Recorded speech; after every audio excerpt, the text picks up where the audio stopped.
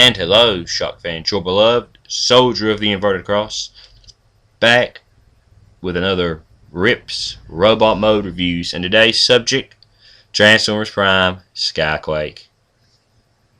Now, he's a repaint of his twin brother, Dreadwing.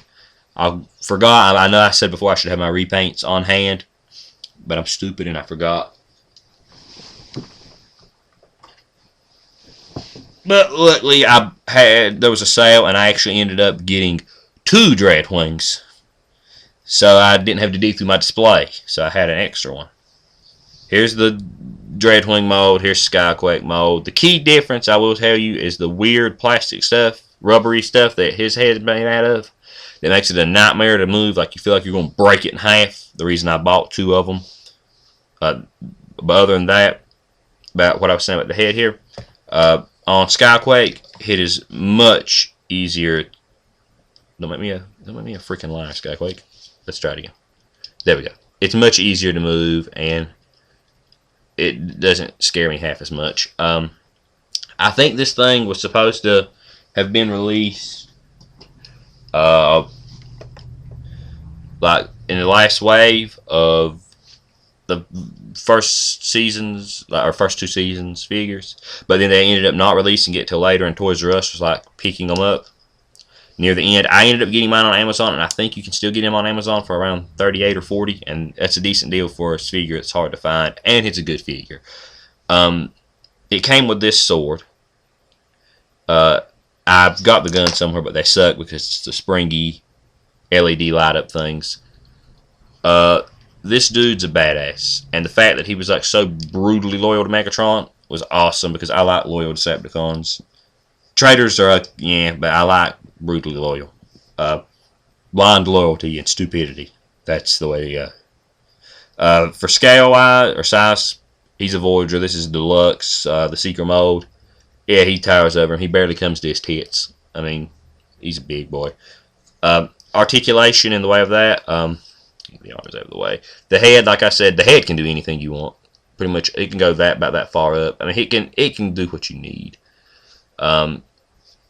Shoulder pads will lift out of the way. He does have that issue I was talking about where Shockwave didn't, where there's shoulder pad isn't connected. It's not connected to on a ball joint. But other than that, the arm's on a ball joint. He can go where you want. There's a there's an elbow swivel here. Arms go up and down, and I'm pretty. Yep, there. Let me try. I don't want to say that until I'm sure. There is a wrist swivel. Yep, there is a wrist swivel. I don't think there is no waist joint due to transformation. It locks in somehow, I think, or is there? Let me see. No, I don't think there is a waist swivel.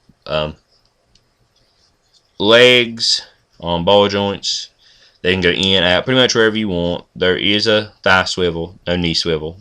The knee bends perfectly.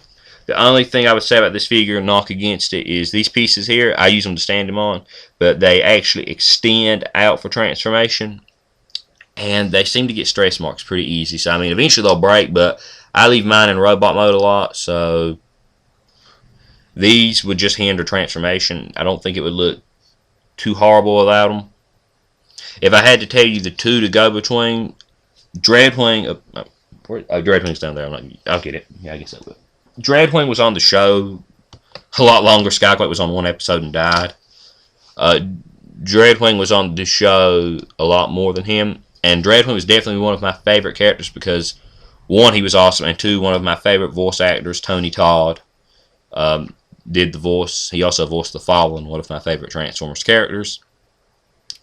And I didn't like how he died off. I know it was unexpected and a plot twist, but I'm glad that he did die before he joined. Like, ended up maybe changing his opinion and joining the Autobots.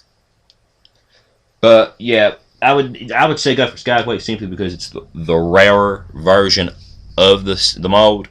This mold was also used to make I can't think of its name. It's Metro something, but it's a BotCon exclusive from Machine Wars, I think. Recently, Metro. It's not Metroplex. Metro Titan. I don't know. Metrotron. I don't know. But yeah, the mold's awesome. I would say go for Skyquake simply because the green makes him look cool, like if you want a military looking one. And Skyquake was pretty awesome.